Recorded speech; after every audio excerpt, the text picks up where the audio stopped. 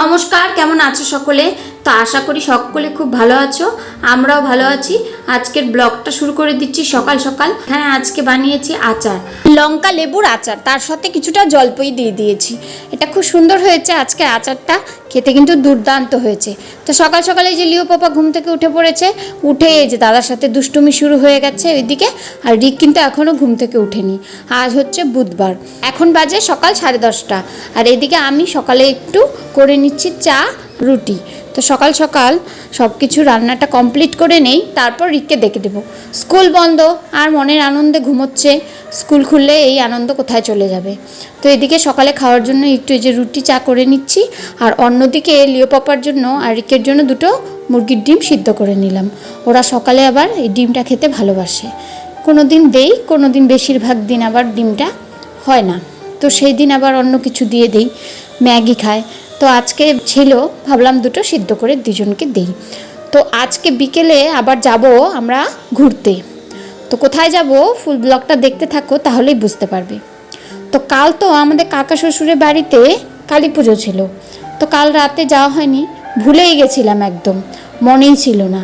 এর আগে যদিও আমাকে বলে গেছিলো, এর আগের দিন যখন এসছিল ওরা, কিন্তু আমার একদম মনে নেই।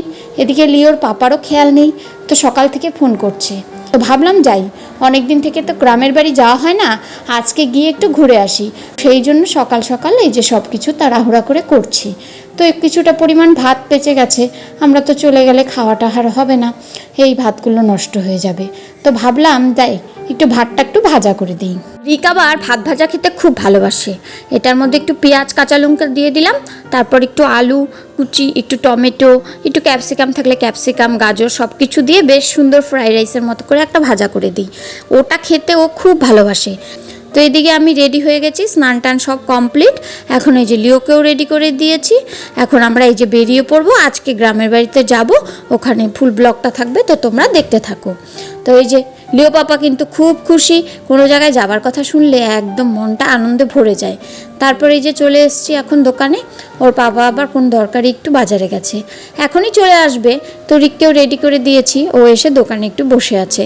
আর আমি এই মাত্র নামলাম, এখন মোটামুটি ভালোই বেলা, 1:30 বেজে গেছে। এদিকে সকলের খিদেও পেয়ে গেছে, কিন্তু আর রান্নাবাড়ি তো করা হয়নি। সকলের বলতে রিকের তো খাওয়া হয়েছে, আর আমি লিওর পাপাও খায়নি। আমরা দুজন এখনও কিছুই খাইনি, শুধু একটা গোলা রুটি করেছিলাম, খেয়েছি। লিওর পাপা তো কিছুই খায়নি, ও শুধু কাপ চা আর একটু বিস্কুট খেয়েছে। তো ওর খিদে পেয়ে গেছে প্রচণ্ড, আমাকে অনেকক্ষণ থেকেই তাড়া দিচ্ছে, তাড়াতাড়ি করো, নইলে কিন্তু আমি এরপরে আর যাব না। কিন্তু কি করব, বাচ্চা কাচ্চা নিয়ে তো কাজ করতে করতে পুরো বেলাটা যে কোন দিক দিয়ে কেটে যায় টেরই পাই না। তো ফাইনালি এই যে আমরা এখন চলে এসেছি গ্রামের বাড়িতে। প্রতিবারই আমরা রাতেই চলে আসি মায়ের পুজো দেখতে, কিন্তু এবার একদম খেয়াল নেই, আসলে বাড়িতে সব লোকজনের এত ভিড়, সেই জন্য সব কিছুই ঘেটে গেছে। তো এই হচ্ছে আমাদের মা কালীর মন্দির, খুবই সুন্দর। এই পুজোটা বহুদিনের পুরনো, আমার ঠাকুমা শাশুড়ির আমল থেকে এই পুজোটা চলে আসছে। উনি যদিও এখন নেই, কিন্তু পুজোটা রয়ে গেছে। এই যে সকলে দেখো এখানে বসে পড়েছে, খাওয়া দাওয়ার সব অ্যারেঞ্জমেন্ট চলছে। আর এখানে এই যে কাকু আর এই যে কাকিমা। তো আমাদের মোটামুটি আমার শ্বশুরেরা 7 ভাই, তার মধ্যে বড় জেঠু শুধু নেই, আর বাকি 6 জন আছে। তো এই হচ্ছে আমাদের গ্রামের বাড়ি। এখানে এক সাইডে প্রত্যেকের লম্বা লম্বায় বাড়ি, খুব সুন্দর জায়গাটা, আসলে খুবই ভালো লাগে, কিন্তু সময় হয়ে ওঠে না বলে আসা হয় না। তো ওই যে এক যা চলে এলো আমাকে দেখে। আর এই যে সকলের একের পর এক পরপর বাড়ি, মানে একটা বাড়ি না, মনে হয় একটা গোটা পাড়া জুড়েই যেন আমাদের শ্বশুর বাড়িটা রয়েছে। গ্রামে আসলে খুব মজা হয়, মানে এই ঘর থেকে সেই ঘর, সেই ঘর থেকে ওই ঘর করতে করতেই একদম পুরো বেলা কেটে যায়, টেরই পাওয়া যায় না যে কতক্ষণ হয় এসেছি। তো রিক এসেই এই যে দুষ্টুমি শুরু করে দিয়েছে। মায়ের মুখটা কি সুন্দর হয়েছে দেখে, যেন প্রাণটা জুড়িয়ে গেল। এদিকে এই যে আমাদের রিক সেই সকলের সাথে এখানে মিশে গেছে, খাওয়া দাওয়ার কথা তো ভুলেই গেছে, আমরা যে কিছু খাওয়া দাওয়া করে আসিনি সেটা ওর খেয়ালই নেই। এদিকে ওর বাবা আসতে না আসতেই বসে পড়েছে খেতে, ওর প্রচণ্ড খিদে পেয়ে গেছে। তা আমি আগে সমস্ত বাড়িগুলো ঘুরে ঘুরে দেখছি, সবার সাথে দেখা সাক্ষাৎ করছি, অনেক দিন পরে এসেছি, অনেক গল্প জমা হয়ে আছে। তো প্রত্যেকের ঘরে ঘরে একটু করে যাচ্ছি, কে কী করছে দেখছি। এই হচ্ছে আরেকজন কাকিমা, উনি আবার একটা দোকান করে, ওখানে চপ পাঁপড় এইসব বিক্রি হয়, ওনার ছেলে করে। তো উনি সব কিছু এখানে রেডি করে দিচ্ছেন। আর এখানে এই যে কি সুন্দর সব কিছু রান্না হচ্ছে দেখে আমার খুব ভালো লাগছিল, তাই একটু ক্যামেরাবন্দি করে নিলাম। আলুর চপ, ডিমের চপ, তারপর পাঁপড় ভাজা, অনেক কিছু রান্না করে। এই হচ্ছে ওনার বড় ছেলে। তো ও দোকানটা করে, ও আমাকে দেখে আবার বকা দিচ্ছে, সব সময় খালি ভিডিও করে। ও ওটা বলাতে আমি ওকে বললাম তোকে করব না কাকে করব।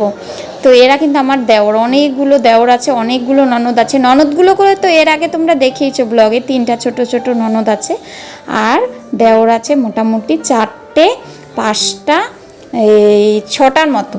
তো এখন মানে গুনেও খুঁজে পাচ্ছি না, প্রত্যেকের ঘরে 2-3জন করে বাচ্চা, তো সকলের হিসেব রাখাটা খুবই মুশকিল। তো এখন এই যে চলে এলাম ফাইনালি আর এক কাকিমার ঘরে। এই সাইডে উনি আবার একটা কি সুন্দর বড় চুলো করেছে, দেখো খুব সুন্দর চুলাটা, মাটির চুলা। উনাদেরও আবার একটা হোটেল আছে এখানে পাশেই, তো ওই চুলাটা হোটেলের চুলো স্টাইলে করেছে। তা আমি তাই জিজ্ঞাসা করছিলাম, কাকি তুমি কী করছো? উনি আবার এখানে ভাত রান্না করছেন। ওই যে সকলে খাওয়া দাওয়া হচ্ছে ওখানে, আর এপাশে ভাতটা রান্না হচ্ছে।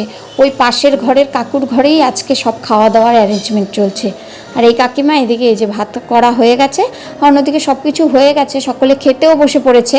তো যাই এখন টুক করে বসে খেয়ে নিই। ওইদিকে ওই যে রিকের বাবা কিন্তু খেতে বসে পড়েছে, ওখানে ওর দাদুও এসেছে, আগেই এসেছে, উনি আমাদের সাথে আসেনি, আমরা তো আবার স্কুটিতে এলাম, আর উনি আগেই চলে এসছে। এই আরেক কাকিমা, এই আমার ননদ। তো ফাইনালি আমরা সকলে আবার খেতে বসে পড়লাম।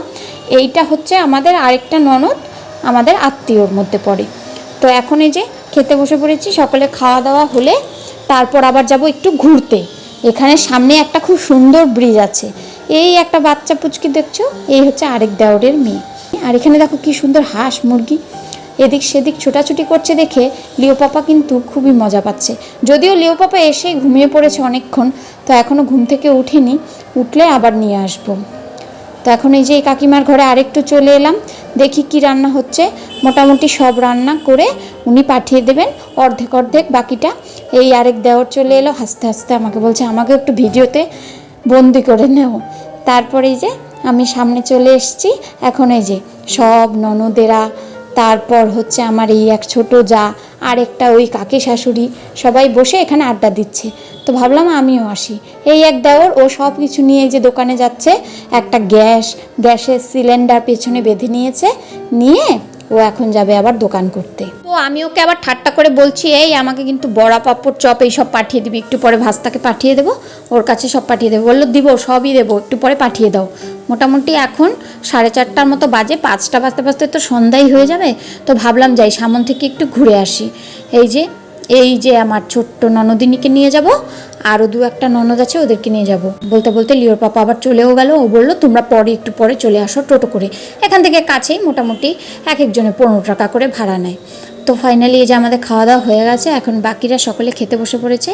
আমার একটা এই যে যা, ওই এক কাকি শাশুড়ি, ওই যে আরেক কাকি শাশুড়ি, ওই পাশের বাড়ির আরেক কাকি। তো মোটামুটি সকলেই খাওয়া দাওয়া হচ্ছে।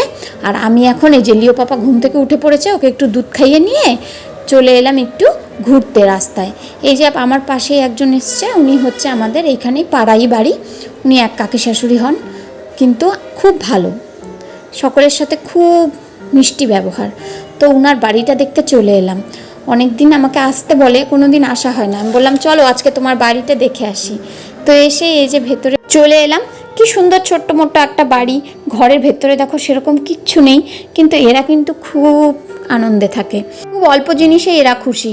এদের সেরকম ইনকামও নেই, কোনো আসবাবপত্রও নেই, সেরকম কোনো জিনিসপত্রও সেরকমভাবে নেই। চুলোতে রান্না করে, একটা গরু আছে, এই নিয়ে ওরা খুব খুশিতে থাকে। উনি আবার আজকে রান্না করেছিলেন, ওখানে খাওয়া দাওয়া আমাদের যত হলো উনি রান্না করেছে, বেশ ভালোই রান্না করেছে। 2 পদের মাছের ঝোল করেছিল, তারপর গুঁড়ো মাছের চচ্চড়ি করেছিল, তারপর চাটনি ছিল, তারপর অনেক কিছু ছিল, মোটামুটি একটা সবজি, ভাজা, সালাড, সব মোটামুটি উনি অর্ধেকের বেশি রান্না করে দিয়েছেন। তো ওনার বাড়িটা এই যে ঘোরা হয়ে গেল।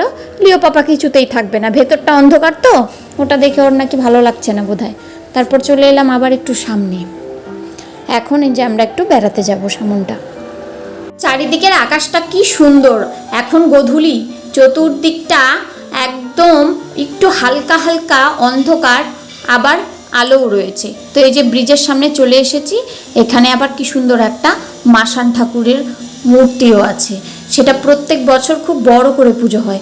আমার শাশুড়ি আবার প্রত্যেকবার আসেন, কিন্তু আমি কোনোবার আসিনি, আমার আসা হয়নি।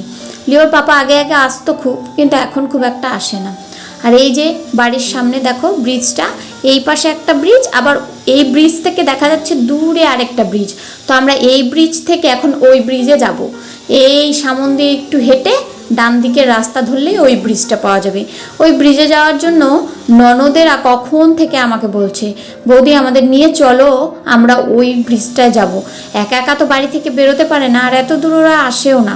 তো আমাকে পেয়ে আর ছাড়বে না, আমাকে নিয়ে হাঁটা পথে রওনা হয়ে গেছে। তা আমি বললাম চল ঘুরে আসি একটু। এদিকে লিও পাপাও খুব মজা পাচ্ছে, নতুন নতুন লোক দেখছে, চারিদিকে কি সুন্দর গাছপালা, কি সুন্দর রাস্তাঘাট, এটা দেখে ওর খুব ভালো লাগছে। তো ওকে আমি বললাম একটু নামিয়ে দেই, কিন্তু কোল থেকে আবার নামবে না, কারো কোলে আবার যাবেও না। এদিকে রিক পেয়েছে একটা সাইকেল, সেটা নিয়ে সমানে একবার রাস্তার এপার একবার ওপার করছে। আমরা হেঁটে আস্তে আস্তে ও নাই করে 10 বার চক্কর কেটে ফেললো। তো এই যে বলতে বলতে মোটামুটি ব্রিজের অনেকটা কাছে চলে এসেছি। আর এদিকে আকাশে সূর্যটাও কিন্তু আর নেই, উনিও এখন ডুব দিয়েছেন। তো মোটামুটি একটু 10-5 মিনিট ঘুরেই চলে যাব, কেন এখন সন্ধ্যা হয়ে গেছে। তো এখানে আবার রাত্রি হলেই সেরকমভাবে রাস্তাঘাটের লাইট নেই, সেই জন্য খুব একটা দূরে যাব না, ব্রিজের কাছ থেকে একটু ঘুরে বাড়ির পথে রওনা হয়ে যাব। নইলে আরেকটু পরে চতুর্দিকে অন্ধকার ছেয়ে যাবে। যদিও জায়গায় জায়গায় দোকানপাট আছে, সেখানে আলো আছে, কিন্তু তবুও আমি তো একা আসিনি, আমার সাথে আরও পেছনে এসেছে আমার বাহিনীগণ। মোটামুটি 3টে ননদ এসছে সাথে, আর ওই যে আমাদের পাশেই এক বাড়ির কাকিমা, উনিও আমার সাথে চলে এলেন। আমরা হাঁটতে শুরু করলাম, উনিও আমাদের সাথে সাথে হাঁটতে হাঁটতে অনেক দূর চলে এলেন। তো এখন নদীর ধারে চলে এসেছি। জায়গাটা কি সুন্দর না, একদিকে নদী, তার দুপাশে ব্রিজ, আবার ওপরের গাছগুলো কি সুন্দর পাহাড়ের মতো দেখা যাচ্ছে। আবার এখান দিয়ে একটা ছোট্ট সিঁড়িও রয়েছে। আমার ননদরা আমাকে বলছে বৌদি চলো নিচে যাই সিঁড়ি দিয়ে। আমি বলছি না, একদম শুরু, এত চাপা সিঁড়ি, নামতে পারলেও পরে উঠতে পারবো না, দরকার নেই বাবা, চল বাড়িতে চলে যাই। এখন একটু বেলাটা রয়েছে, আর একটু পরে কিন্তু একদম অন্ধকার হয়ে যাবে। এই ননদটা হচ্ছে সবচেয়ে ছোট কাকা শ্বশুরের মেয়ে, আর ওই যে আরেকজন, তারা দুজন কিন্তু সামনে যে চলে এসছে। আরেক ননদ এই চলে গেল রিকের সাথে সাইকেলে করে। তো এখানে এসে ওরা বলছে চলো বৌদি আমরা একটু ভিডিও করি। তারপরে যে একটু ভিডিও করছি, রাস্তার এপার ওপার যাচ্ছি। তারপর এই দেখো, এই নদীটার নিচে একদম কি একটা দেখতে পাচ্ছি, একটা খুব সুন্দর নৌকা, কিন্তু নৌকাটা কিন্তু মোটামুটি জলে ডুবানো অবস্থায় আছে। এই নৌকাটা বোধহয় চলে না, জলে ডুবে রয়েছে অর্ধেকটা। তো সেটা দেখতে এসে তারপর রিক আবার এই যে হুট করে কোথা থেকে চলে এলো আরেক ননদকে নিয়ে। তারপরে এই যে আরও ছোট ছোট অনেক বাচ্চারা এখানে সুন্দর সাইকেল নিয়ে ঘোরাঘুরি করছে। আর এই দেখো আকাশটা কি সুন্দর, আস্তে আস্তে হঠাৎ করে অন্ধকার নেমে এলো। তো আমি বলছি চল এখন চলে যাই। আমার ননদ আমাকে 2 হাতে না করছে, বলছে না এখন যাব না, আর একটু পরে যাব, আর একটু দাঁড়াই। তো তারপরে যে আস্তে আস্তে ফাইনালি আমরা এখন আবার রওনা হয়ে যাচ্ছি বাড়ির পথে, আর সাথে ননদরাও চলছে। আর লিও পাপা এখন কান্না করছে, ও কোলে উঠবে না কারো। সবাই ওকে নেওয়ার জন্য কখন থেকে ব্যস্ত হয়ে রয়েছে, ওরা এসেছি পর থেকে অনেকবার ওকে নিতে চাইছে, কিন্তু ও কারো কোলে যাচ্ছে না। এরপরে যে চলে এলাম আরেক জায়ের ঘরে, এ হচ্ছে আমাদের এক ভাস্তা। তো ওই যে কার্টুন ছেড়ে দিয়েছে, সেটা দেখে লিও পাপা এখন খুব খুশি। এর আগে একটু কান্না করছিল, বিকেল হয়ে গেছে তো, আর এদিকটা আবার অতটা লাইট নেই জায়গায় জায়গায়, সেই জন্য ওর বোধহয় ভালো লাগছিল না। তো এখন আমার চা আমাদের জন্য একটু চা করে নিয়ে এলো, আমরা এখন একটু চা খাচ্ছি। আর লিও পাপা এখানে এসে খুব খুশি হয়েছে। তারপরে যে ফাইনালি আমরা আবার বেরিয়ে পড়লাম বাড়ির পথে। যদি ওরা আমাকে বারবার অনেকবার বললো থাকতে, কিন্তু কি করব, আজকে আর থাকতে পারবো না।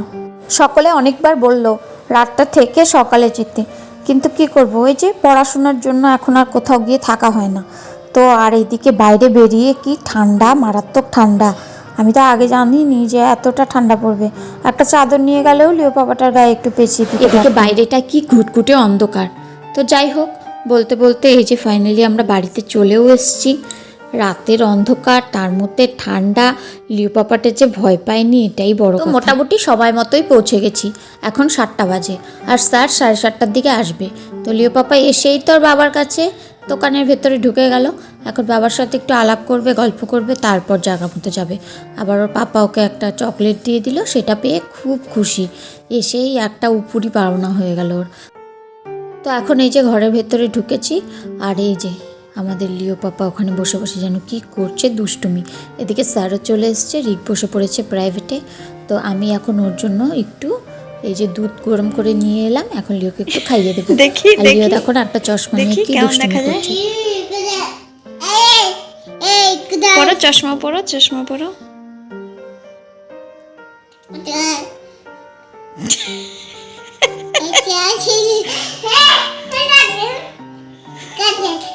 পরো চশমা পরো, চশমা পরো। তো এখন এই যে রিকের স্যার চলে গেছে, পড়াশোনাও কমপ্লিট। তো এখন রাতের জন্য একটু রান্না করে নিচ্ছি। সিম্পল কি রান্না করব ভেবে পাচ্ছিলাম না, তো ভাবলাম একটু ডিম করে দিই। তো একটা ডিম ছিল ঘরে, সেই ডিমটা অমলেট করে নিয়েছি আর একটু সয়াবিন রান্না করছি। রাতে একদম হালকা পাতলা একটু সয়াবিন দিয়ে তরকারি করে নেব। তো আজকের ব্লগটাও এখানে শেষ করছি। ভিডিওটা ভালো লাগলে একটু লাইক